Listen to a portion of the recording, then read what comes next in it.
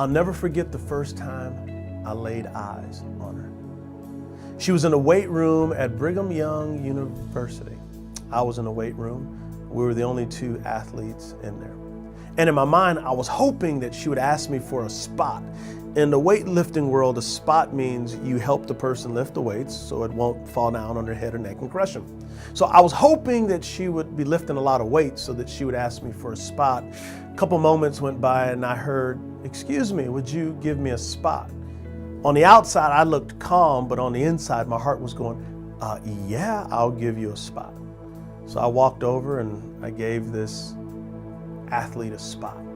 And I immediately noticed the definition in her triceps. I was like, ooh, I like this girl.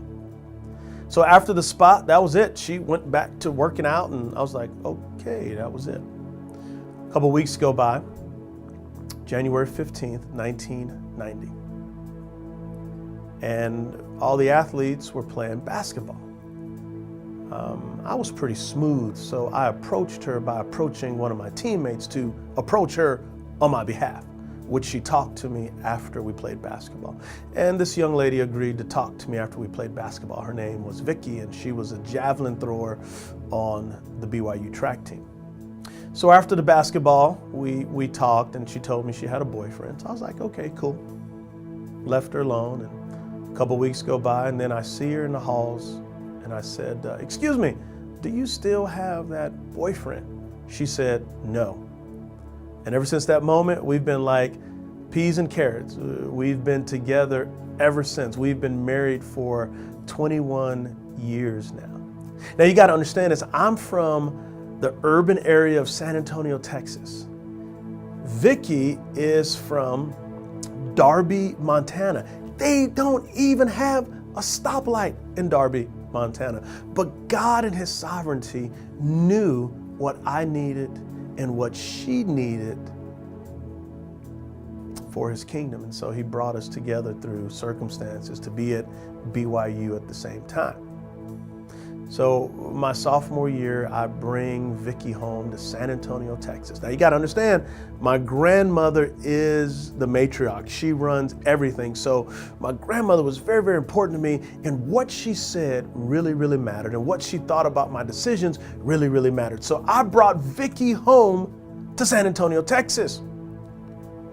And when my grandmother laid eyes on this white girl, it was like, okay, that didn't go over so well. I don't know if you noticed, but I'm black, by the way. And so that didn't go over so well. Now, before you get real rough on my grandmother, I want you to think about this. She was born in Texas during the time of Jim Crow laws. She's seen her father beaten by a white policeman, lynchings, just some things that we read about in history books. She lived and she experienced it. So she filtered Vicky through those experiences. The great thing about Jesus' grace and His limitless life is that He allows us to filter people through His love. Now let's flip the story. I remember the first time I met Vicky's biological mother and her stepdad. They flew their airplane into Provo, Utah. My heart was beating out my chest to meet this man. Now this man, his profession was logging. Like, he was a real mountain man. You know the movie Jeremiah Johnson? You may not know that. Google it. I mean, he's like a real mountain man. So here I am, this 19-year-old kid, and I'm meeting this mountain man. I was trembling. I remember shaking his hand, and I was like, okay, Derwin, do a firm grip. Anyway, as time goes on and our relationship gets more serious, they had an issue with me because I was black and she was white. You see, my father-in-law had experienced some things in his past, and he filtered me through those experiences. But here's the great thing about Jesus and His limitless life, is that He empowers us to filter people through His love. My wife and I have now been married for 21 years. Let me share with you another scene. My grandmother's in hospice and she's getting ready to die. Cancer has ravaged her. It's about 4 o'clock in the morning, and I'd been home for several weeks, and I needed to get back to take care of my family in Charlotte. And I knew that once I walked out of that hospice room, I would not see my grandmother alive again. But she had been incoherent for several days. So in the wee hours of the morning, I grabbed my bags and I was getting ready to take a step. And right as I lifted my leg, my grandmother rose up out of bed, clear as clear could be, and she said, "Dewey," that's my nickname. She goes, "Dewey, you're a wonderful husband and a great man. I love Vicky. You married a great woman." You see, God changed her heart from a racist to a gracist. That's what a limitless life does. My grandmother loved Vicky and she loved her grandkids. She's seen the type of woman that Vicky is. Let me take you to another scene. We are in Oregon at a family reunion for my wife's side. And at this time, my father-in-law was going through a bout of cancer. And I'll never forget, he pulled me into the RV and he sat me down and he said, "Son, I want to apologize to you. You are a great husband and a wonderful man, and I'm honored that my daughter has married you, and I'm honored that you are my son."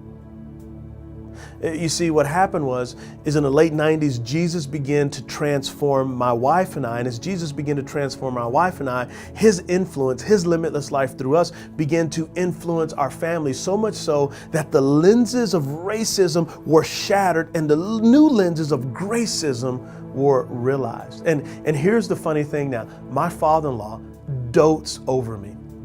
It is funny, when we go to Montana, Vicky's mom and dad, they don't really pay her any attention. They dote over me. Literally, I can't get any rest because they're always introducing me to people. They are so proud of me. You see, gracism is the revealing of a limitless life. Let's take a step back. Who are people, what are cultures that you have filtered lenses through that do not compel you to love them, but compel you to judge them? You see, never read a book by its cover. Open up the pages. We just might learn something. But that's what Jesus came to do. And the Apostle Paul articulates that when he says Jesus is our peace. And he breaks down the dividing walls and he creates one new humanity that's comprised of Jews and Gentiles. That's biblical language for that our ethnic background doesn't matter. What matters is that we're one in Christ, and God takes our diversity and creates this beautiful salad bowl of unity.